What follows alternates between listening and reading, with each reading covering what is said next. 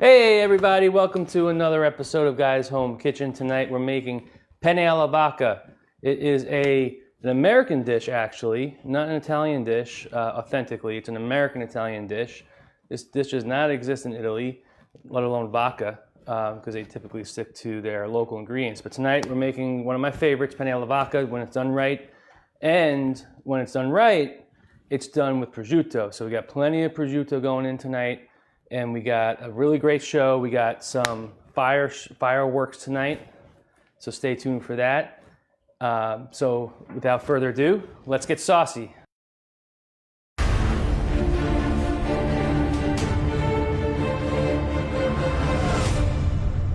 All right, so here are the ingredients. We have Parmigiano-Reggiano.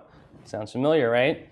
We have prosciutto. I actually had them slice this a little bit thicker than you would traditionally slice it for eating directly because we're going to be cooking this, and once it's cooked and in the sauce and things like that, I want there to be a bite with the prosciutto. If they cut it as paper thin as they usually do to eat it, because that's what you need to do to make it tender, it just gets kind of melted in and lost. So I got about a half a pound of Prosciutto di Parma. If you can't get prosciutto, pancetta is totally fine. Even boar's head prosciutto is fine for this particular dish just because we're cooking it. We got basil, we got premium butter, we got white onion, we have San Marzano Tomatoes, which is the base of the sauce. We have vodka, the star of the show. And we have heavy cream, garlic, and last but not least, we have penne. Now actually tonight I'm making something called casarecce. Okay, this is actually a noodle that's more from southern Italy, like Sicily area. And I was at the Italian market and saw it. I'm like, you know what? Let me grab that instead of using penne. Now, if you're using penne, totally fine. It's the way to go. I wanted to pick this up because actually what's cool about this pasta is that the way it's shaped is in an S shape, like that. Maybe you can see it better down here. And what that's going to do, it's going to create more surface area and allow for a lot more sauce adhesion to the actual pasta. So I'm going to cook with this tonight. This is 500 grams, which is just over a pound. We got our blender here our food processor here for the tomatoes. We have a box grater that you're going to need for the cheese. I have a pot of boiling water already going. So if you are cooking live with me right now, actually let me know in the comments right now, because what I've heard is that we had like 5 or 6 people cooking live with me last week, which is awesome. But what I heard was they're not able to actually cook along at the same pace because they're rewinding and things like that, which makes total sense. I'd probably be doing the same thing if the roles were reversed. So let me know now before we actually start cooking if you are watching live, so I know. And if you are cooking live, pot of water boiling. I'm actually going to turn this up higher because I had this low. And then we got a saute pan to make the sauce. And now it's time to cook. So I'm going to move the stuff I'm going to need for later over here. And the butter will go over here. And the heavy cream will go over here. Tomatoes will stay here. Basil will stay here. I got to cut that. I got to cut the onion, and I got to grate the cheese. Okay.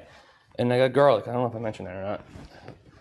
Anyway, first we're going to start with butter in the pan, and then we're going to dice up the onions and the garlic and cook those down till they're translucent and tender. I don't want any browning action going on. So we're going to start with that, and I moved the butter, even though I shouldn't have. So first, premium butter makes a big difference anytime you're cooking, and you got to use butter. In fact, that goes for any ingredients. So butter in the pan. I'm gonna put this on low because I don't want to brown the butter either. So move this off to the side. And I'm gonna start with the onions. So the way I like to cut onions, right down the middle like that, and then on the side, and then just chop it this way. You know, if you watch a lot of cooking shows, you'll see 3 cuts down and then sideways, which is a pain in the ass. and then this way like this. But the onion actually has a natural slice in it. You know, there's a lot of layers to an onion. So I just skip that sideways step and I go this way and then this way. And then this will give me plenty of onion at the right size to work with. Okay. These don't make the cut because they're too big. Okay. Let's do the other one.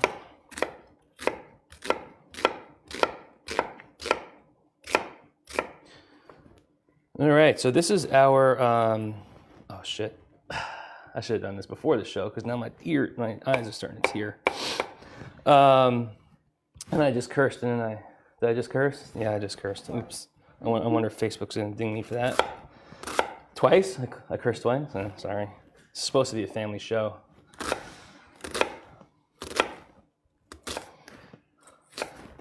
Anyway, now I forgot what I was saying. But anyway, we're gonna get the onions in.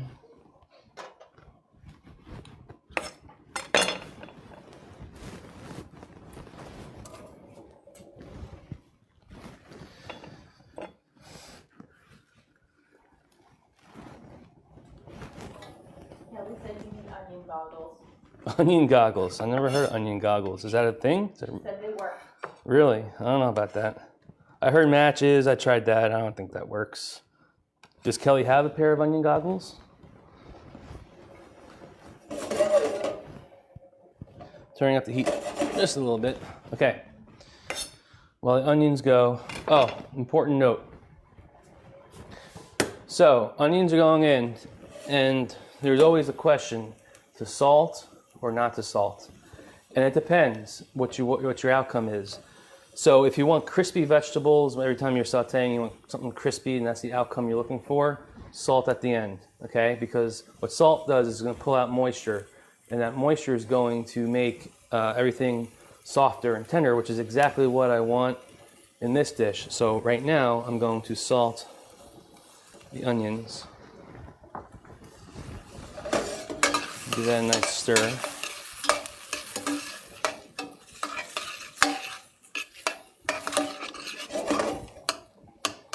Okay, onions are gone. Let's cut the garlic.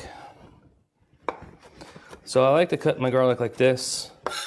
One, it's easy.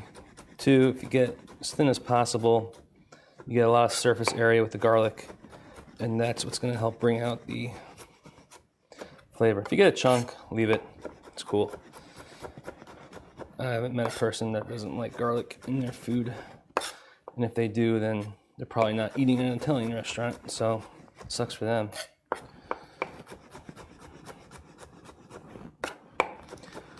I had about, I don't know, 8 cloves of garlic, I think.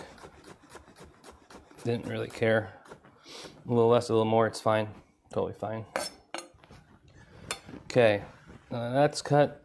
I'm gonna save that. I don't want to add the garlic yet because I don't want that to brown or burn or anything like that, which garlic's a lot less forgiving when it comes to that than onions are. Kelly does have some onion goggles, by the way. Wow, okay. Yep. Kelly, why don't you take a picture of your... Huh? She did? She did, and she privately texted me the picture. Oh, well, you can't privately text Kelly. If you're going to say you have onion goggles, you're going to need to publicly show the onion goggles. So what I'd like you to do is take that same picture you sent to Dawn and post it on Guy's Home Kitchen page and let everybody know how awesome you look in those onion goggles. Okay? So for the prosciutto, I'm going to cut lengthwise because I don't want super long pieces. And I'm going to do this for all of them. Okay, now I'm just stacking them because what I'm going to do is slice them all together at the end. So right down the middle. This is actually so thick that if you try to eat it right now, it would be a little chewy. It won't be that tender prosciutto that you know. That's a big reason, if not the only reason, why prosciutto is cut super, super thin.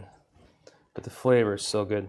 This is probably, hands down, if I want to live off of one meat for the rest of my life, I'm picking prosciutto, for sure.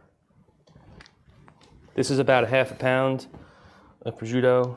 The guy at the Italian market said I'm a little over. I'm like, perfect, because I like it. I don't think you could add too much. If you don't like a lot in these things in your dish, that's fine. Just do less, more or less. You're gonna notice a lot on these shows that a lot of it's like when you're cooking at home. The cool thing about that is you can make it exactly how you like for personal preference. So if you don't like a lot of it in, then don't put a lot. If you like more garlic, put more garlic. So I smell the onions right now, and to me, that was a smell that was going to potentially burn. So I just gave it a quick stir. Now I'm going to cut the prosciutto about like that. Like that's what you want, slices like that. I guess they're about a 1/4 inch thick. And as soon as this prosciutto is done cutting, I'm going to add it to that onion mixture and get that going.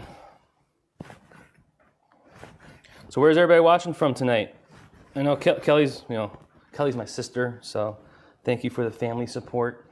She is in Charleston, South Carolina. She's my younger sister. I got 2. But where's everybody else watching from tonight? Let me know, because it's always interesting and curious where you're hailing from. Okay, so I'm going to take this prosciutto and add it. It's a lot. It's about a half a pound. And add it to this pan here. So this recipe is actually my recipe. I chose all the ingredients and all the measurements, I guess, the quantities, I guess is the right word. And since I love prosciutto, probably went heavier than most people would. But right now, I'm getting that in with the onion mixture, and we're gonna get this cooked up. Again, not a super high heat, that's about medium. The more you add, the more tolerant the heat will be. It's a big chunk of onion, I don't want that in there, so I'm gonna take that out. Now prosciutto has a lot of salt, so I'm not going to add any more salt. But typically when you're cooking in layers like this, every time you add a layer, you're gonna want to sprinkle a little salt on, because that new layer is going to take away from the salt you already added. But because prosciutto is naturally salty, it's already there, so I'm not gonna do it. And I also don't do that for garlic either, so when I add the garlic, it won't be there. Okay, we're gonna cook that down a little bit more. We have a question. Yeah, cool. Question. Katrina wants to know, what Italian market do you recommend? So Katrina wants to know what Italian market I recommend. Well, I live in Orlando, so if you also live in Orlando, I like to go to Stasio's. It's over in the Milk District. They have a lot of the basics. It's not huge, but it's a good source of imported Italian goods. That's where I get my guanciale when I did the carbonara. That's where I get my pancetta because it's better pancetta. That's where I get my prosciutto di Parma. In fact, I don't know any other place in Orlando that has prosciutto di Parma other than potentially a restaurant that would serve it, or something like that. It's really just Stasio's, so that's where I go. But what's cool is, that's a good idea. So why don't everybody mention a local Italian market in their area if they're outside of Orlando, to help share that information, because you always want to cook with quality ingredients, and especially when you're making Italian, you're going to want quality Italian ingredients, because the final product of your dish is a function of how well you cook it and it all comes together, but also what you put into it, and a lot of what you put into it is the quality of the ingredients. So right now I'm going to rough chop half of this basil, okay, and we're going to save that. This other half I'm going to slice it very thin. So this is going in the sauce. This is for garnish later, which is why it's different sizes. Okay, let me add the garlic.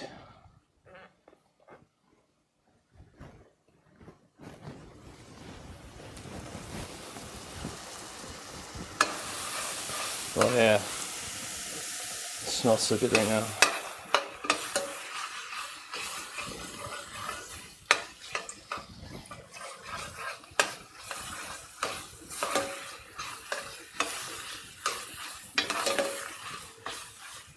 Okay, so once I get this nice and translucent with the onions, prosciutto's getting nice and soft, cooked. Next step is for the vodka. Now, important part about the vodka, it's highly flammable. So if you're going to be cooking with vodka, and right before you add it, you're gonna want to turn off the flame, okay? Now I'm going to flambe the vodka tonight because it's faster and I can cook off the, this isn't gonna stew for a long time, so I'm gonna cook off the vodka really fast. I don't suggest you do that at home. You can just cook it out by just letting it simmer a little bit longer. It's totally fine. Okay, this is getting close to what I'm looking for. Really close.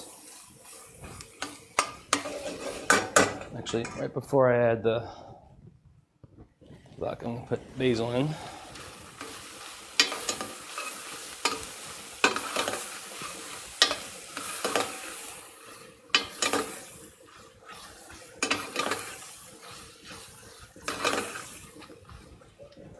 Okay, I'm putting this on low because what I'm going to do right now is process the tomatoes. So these are whole peeled San Marzano tomatoes. If you're just tuning in, I'm making Penne Alla Vodka right now, which is an amazing recipe of mine. And for the tomatoes here, I'm just going to pulse it because I don't want it super thin. I want it a little bit chunky, but not like, I want it thick, not chunky. So I want it thick and not thin. So I'm just gonna pulse it a couple times. And so that was 3 pulses. Okay, that's it. This is what I'm looking for. Okay, it's chunky, it's not super thin. It's thick, I should say. It's not watery. And we're going to leave that there, and we're going to add the vodka now. So, do this one last stir. Flame off, okay. I have a half a cup of premium vodka here. This is Grey Goose, so you know it's not authentic Italian when you're cooking with French vodka, which is really a Russian spirit. So, vodka in. Okay, and then quick flambé. This is always fun. Chefs fight over who gets to do this part of the dish. But now that the flame's not so high, I'm going to finish. So what I'm doing is I'm actually shaking it because the flames have to get all around for where the vodka is. And what's also cool about flambeing is if you are somebody that doesn't like nor doesn't drink alcohol for whatever reason, this burns it all off. Still going. This burns it all off. Just want to keep going until there's nothing. I have a question. Yeah. Kelly asks, how do you think this vodka sauce recipe compares to what Parma's? I will explain that later, Kelly. Thanks for ruining my surprise. Okay, that's done. So we're going to put the flame back on. Hopefully you don't burn down your house when you do that. Flame back on and sauce in.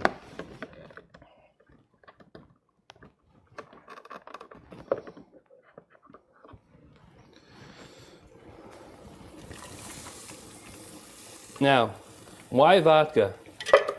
Hopefully someone asked that question. If not, I just did. So why vodka? Well, vodka is because it actually is not just for show. It's not just to sound cool in the name. Vodka, it's more for the science behind what's in vodka.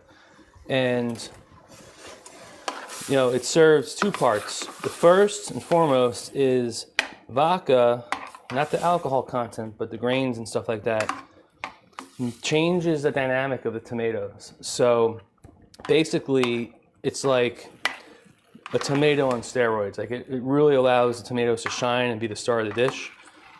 So right now, this vodka is breaking down all the cell structures and stuff that you can't see. It's all microscopic, and releasing it, and that's all flavor.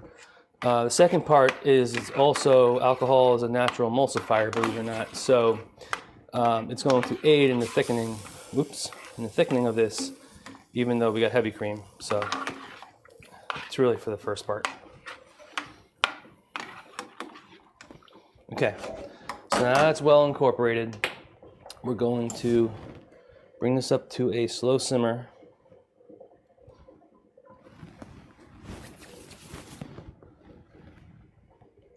And then let that cook a little bit. In the meantime, we're going to grate our cheese. So for the cheese grating, in the end, I'm going to want about a half a cup of cheese. A little more, a little less, doesn't matter. There are, in my box cutter, there are 4 sides to this. This is large, which looks like this, which I'm not going to use. And then this one is basically the same thing, just smaller. I'm also not going to use that. This is like what you would find if you had it pre-grated in the store. And then there's these holes, which make it more of the crummy, like that crummy, like Pecorino Romano in the stores. It's already grated, usually comes out like this. And there's a large one and a small one. So I'm going to use mostly the small one because I'm going to actually put this into the sauce. And then I'm going to grate a little bit of the large ones for some garnish at the end, okay? So we start grating. Huh? Let's switch it to the... One of our cameras froze. We're still trying to figure this all out. So I want about anywhere from a half to almost a cup of cheese here. That's about how much I have right now, which is about a half a cup. So I'm going to do a little bit more.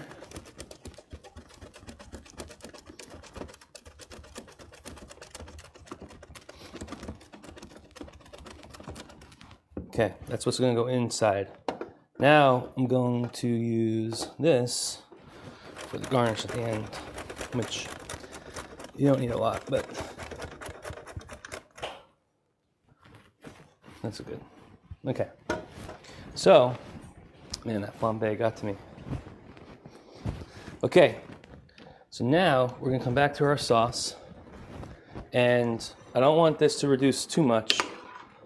You can, I mean, there's a version of this recipe where you can reduce this down almost to a paste and then add your cream. But I actually like a little bit looser, and it's also faster. So now that this had a time to get to know each other here, and it's looking really saucy, we are going to add cheese I just grated, powdery one.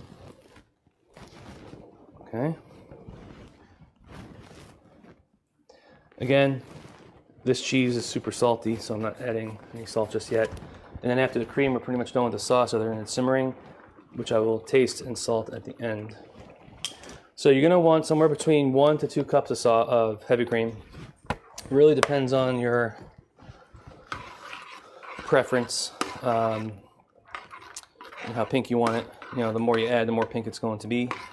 So I usually just go by eye, adding a little bit at a time.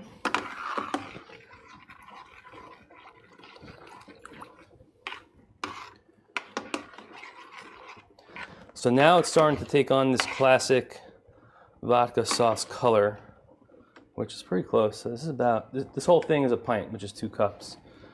And I guess I'm just gonna use 1 cup, half of that, which is 1 cup tonight. Makes a lot of sauce, as you can see. And you can really see the chunkiness of the prosciutto coming through.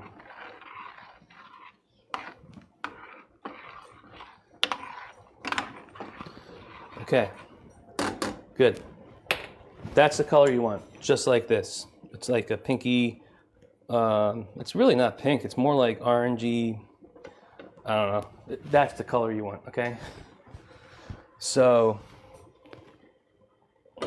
turn it up just a little bit to get that going. You can see it's starting to bubble a little bit. Okay, you see the bubbles coming through. When it gets like that, I'm going to lower it. Okay, that's how low it is right there, because I'm just gonna let that simmer a little bit while we cook the pasta. So, Salt in the pasta. Okay? Salt. Don't be afraid of adding salt. Where did I put my pasta? Here it is. Pasta in. So the package says for perfect al dente is 10 minutes.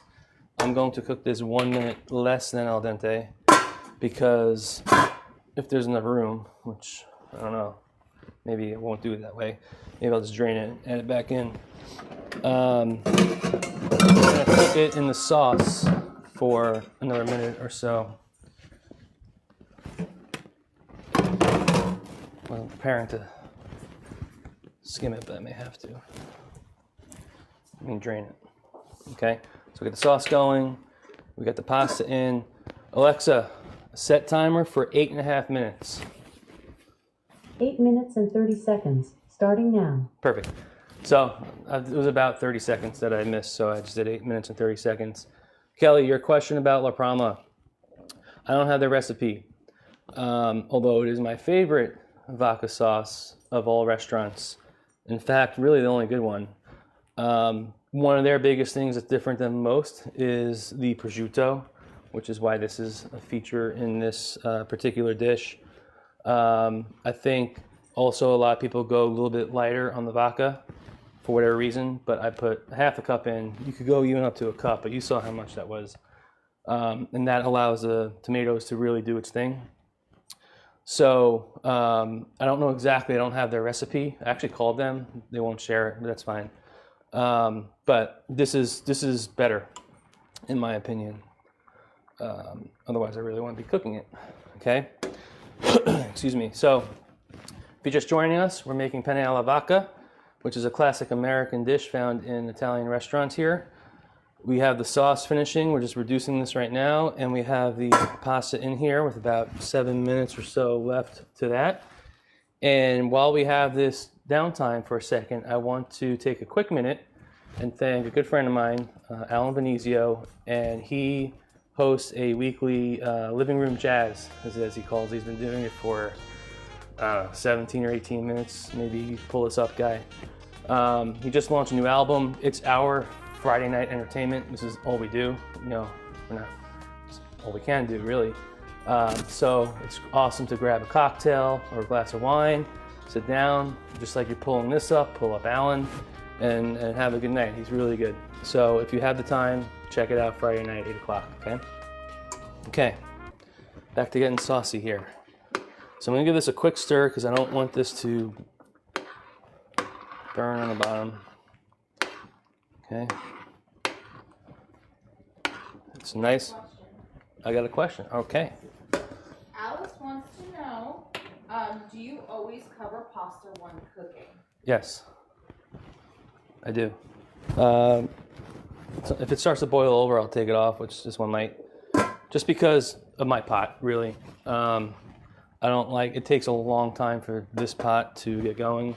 Anytime you add something, it cools it down, so I cover it to bring it back up. If you could have a roaring boil with your own pot, after you add the pasta, you don't have to cover it. So I do, and the reason for that is because of my pot in particular. So, you know, it's got a good boil going on now, so that's good. I'm gonna give it a quick stir so it doesn't stick. So this is a cool shaped pasta because it's like an S shape. It's typically found in the southern region of Italy, like Sicily area, and even a little bit north of Sicily too, but it's originated from Sicily. But penne is totally cool. I mean, you can even do any two pasta, rigatoni, it's fine. This sauce works with a lot of that stuff. So we got a nice little simmer going on here. It's really starting to take the shape of what Penne Alla Vodka looks like. And right now, this is actually a lot of magic happening right here. Because all those flavors, from the tomatoes to the heavy cream and the saltiness, from the prosciutto and then the onions that we put in there for that little edge, and the vodka is just kind of, it's kind of like the pastor at the wedding. You know, it's marrying everything together right now perfectly. You can make this without vodka. You totally can. It will be good. It will not be as good, but it will be good. But because we burn it all off, or you simmering out the alcohol, like my kids are gonna eat this, and no one's gonna have any feeling of alcohol because it's all burnt off basically. So this is starting to look really nice. You know, a lot of vodka sauces are thin, very thin, and you know what? I don't know why it's like that, but I found that a little bit of bite from the onions and from the prosciutto actually brings this dish to a whole nother level. So there's a lot of sauce, as you can see, with just one can of tomatoes. It makes a lot.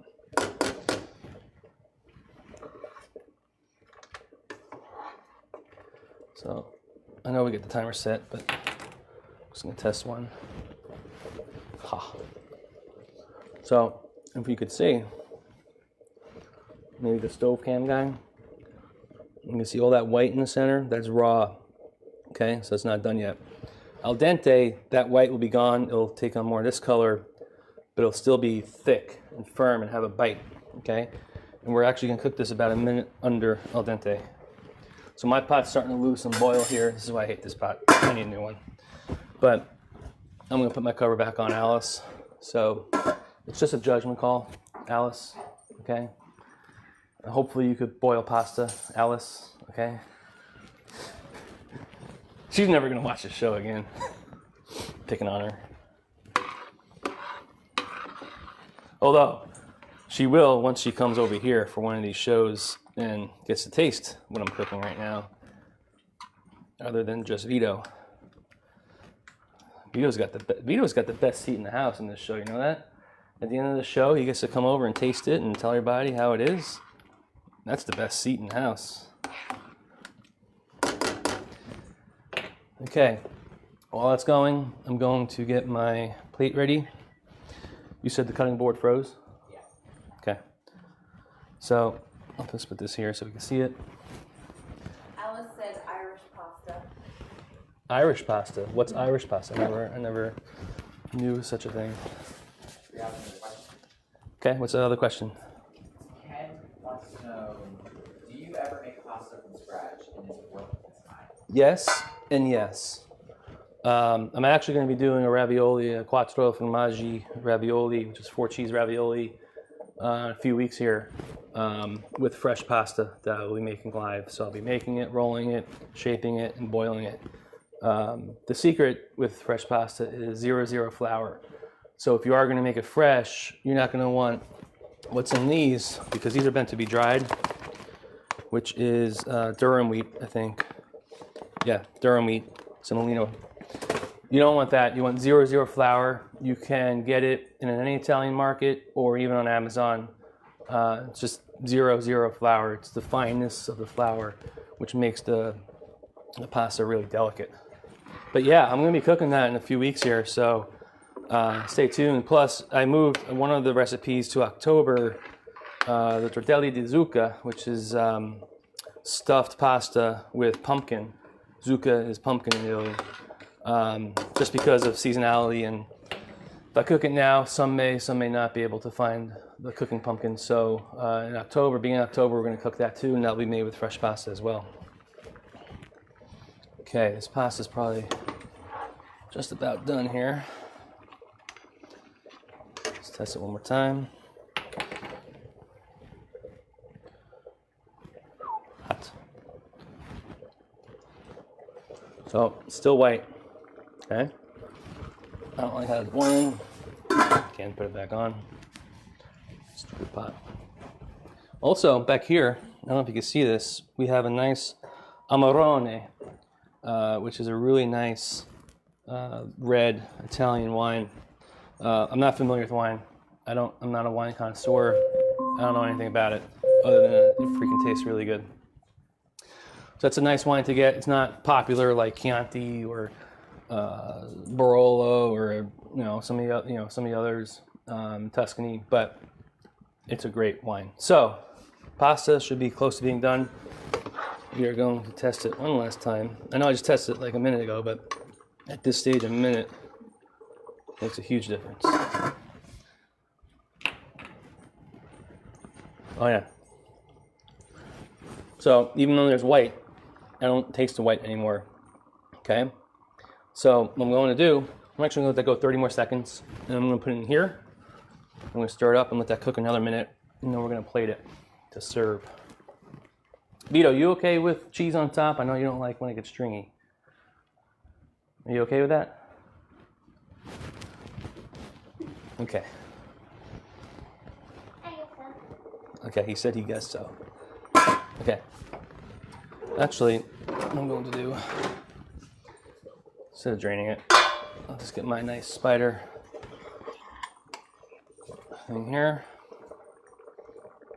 I'm not looking for a lot of pasta water like I did last week, because that's not really a thickening agent here. But if you get some in, that's totally fine. But we add pasta.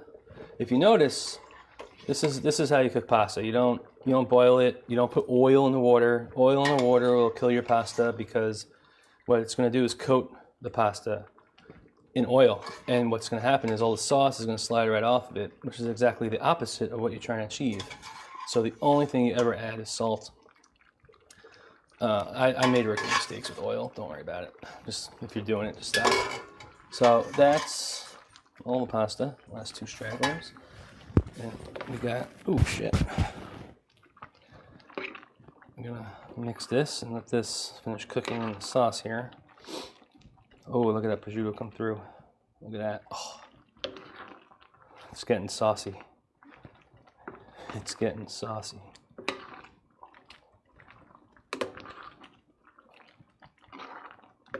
This is looking so good. Okay, before I kill the heat here, I'm gonna taste it, because I need to make sure there's enough salt and pepper going on. Just super hot.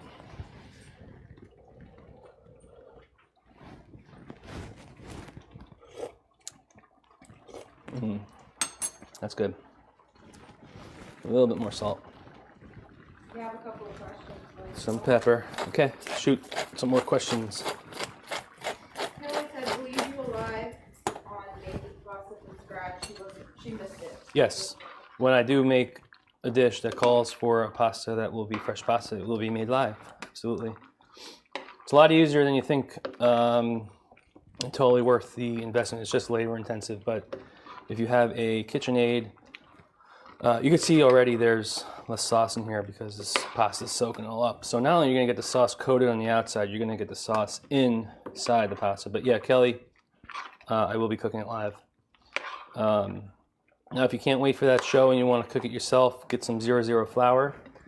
And the measurements are really simple. It's 100 grams per one egg, one whole egg. So, and that's about one serving for one person. So if you have 4 people, do 400 grams and 4 eggs and so on. And you just mix it together and knead it quickly. To develop the gluten, let it rest for 20 minutes or so, and then you can start rolling and shaping. Is there another question? Yeah, there's another question. Okay. Rich Belongi. Rich, okay. He wants to know, what do you call a wine connoisseur? Rich, I'll be happy to share that information with you outside this show. So go ahead and message me through Guys Home Kitchens, and I will give you the name of that profession. Okay, this is pretty much done. So I'm going to turn off the heat and bring it over here. The plate.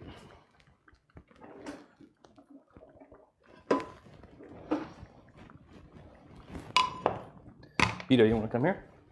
Come over here to my right. Get this out of the way. So this is Vito. This is my son, the youngest son. Why don't you tell him how old you are? I am 8. Look at the camera. I'm 9. You 9? You got it right? You sure? 8 or 9? 9. 9? Okay. He wants to be a late night talk show host when he grows up. So he's learning how to be in front of the camera and talk to the camera, right? Is this what we talked about before? Yeah. Yeah, okay. So plating is really simple with this one. You're just going to spoon it in.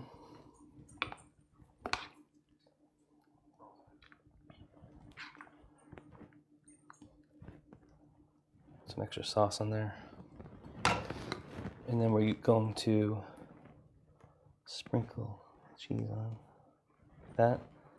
And sprinkle Some basil on like that. And we're done. That's the dish. Okay? I'm gonna move it to the stove cam because our other camera froze. And maybe, Guy, you could show this zoomed in. Looks good? It's hot over here, so I want to keep it here. Okay, so there's the finished dish. Pretty simple, nothing fancy, but tastes amazing. So Vito, there's a fork over here for you. So it's gonna be hot, okay? So take one, blow on it, and then taste it. And you gotta tell everybody behind that camera how you like it, okay? Is it hot? Not really after I boil, but it's really good. Penne is one of my favorites, and this just brings it to the next level. It brings it to the next level, yeah. Do you taste the cream in there, the prosciutto? Yeah. Okay. How would you rate this one? 9 out of 10 because nothing's perfect. 9 out of 10. You gave me 9.5 last time, so this is less than last time. Well, 9, half, and plus 3/4. What are you doing? Okay. What he's trying to say is, now that's saucy, baby. Okay. Next week I'm cooking. Not Italian. I'm cooking smash burgers a couple different ways. So if you're interested in probably one of the most amazing burgers you ever tasted, you'll definitely want to tune in next week. Until then, stay saucy.